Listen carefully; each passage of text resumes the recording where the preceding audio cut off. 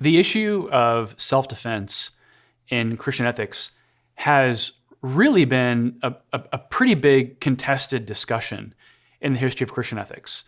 There's been one tradition that's predominantly pacifistic that has said that all self-defense is more or less it's immoral and wrong. It's a complete violation of the New Testament's witness, that we are to put down our swords, that we are not to resist an evildoer. That's not the position I hold as far as my own views on self-defense, but I do want to affirm that is a very prominent tradition in the history of Christianity. And there are Christians who do affirm a pacifistic stance towards questions of self-defense and just war that I think are mistaken, but they're operating in good faith and they're trying to honor Scripture as God's word.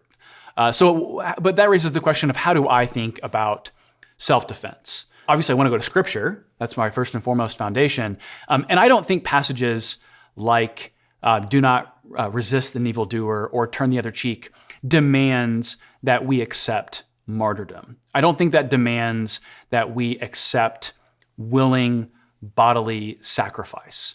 I think, in particular, do not resist an evildoer and turn the other cheek. I think that what Jesus is actually instructing his followers is to act defiantly in the face of oppression, and to understand that oppression to the point of martyrdom could come, but I don't think that Scripture is commanding that we must accept martyrdom. We must accept our voluntary kind of self-sacrifice. I don't think that there is a positive command that we are to wantonly slaughter ourselves. So that raises the question then, well, what are the principles at play that would guide a principle of self-defense?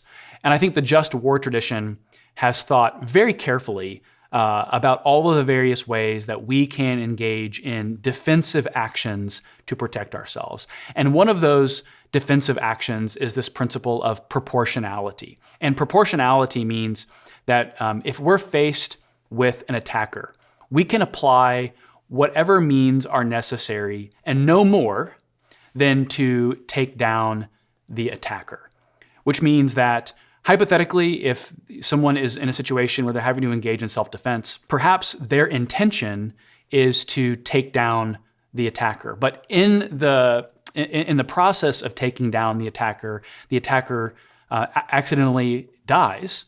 That could be permissible by a principle of what we call the principle of double effect. And double effect is the idea that there are foreseen but unintended consequences or outcomes. So to make that practical, what it means is if someone comes at me, I think that I have the right to protect myself and I have the right to protect my family. But I should, to the best of my ability, deploy all the force that is necessary to simply eliminate the threat. The just war tradition would say that it would be disproportionate that when you're faced with a physical attack, that you would immediately try to kill your attacker. I think we would all agree it's best in these hypothetical ideals where your attacker is not killed, that your attacker is simply disarmed. They're unable to engage in any more type of violent conflict against you. And I think that's entirely permissible. The ethicists talk about these situations where the attacker enters the danger zone. And once an attacker has entered the danger zone, they've actually forfeited their right to their own personal safety. Because in trying to engage in violent action against someone else, they've forfeited their personal right to safety.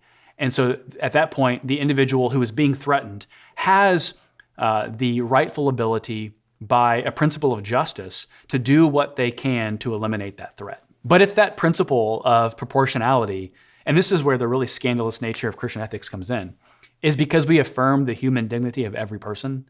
It means we actually affirm the human dignity of our attacker. We can acknowledge the attacker is wrong. They're engaging in an unjust act. But even the attacker is made in the image of God, and we want to respect the image of God in that person. And so we want to deploy all the means necessary and no more to take that attacker down, so that in hopes that the attacker realizes what they've done is wrong.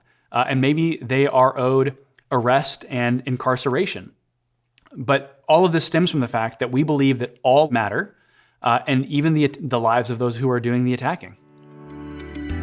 Thanks for watching. If you enjoyed this content, visit sbts.edu/sample to access free theology lectures from Southern Seminary.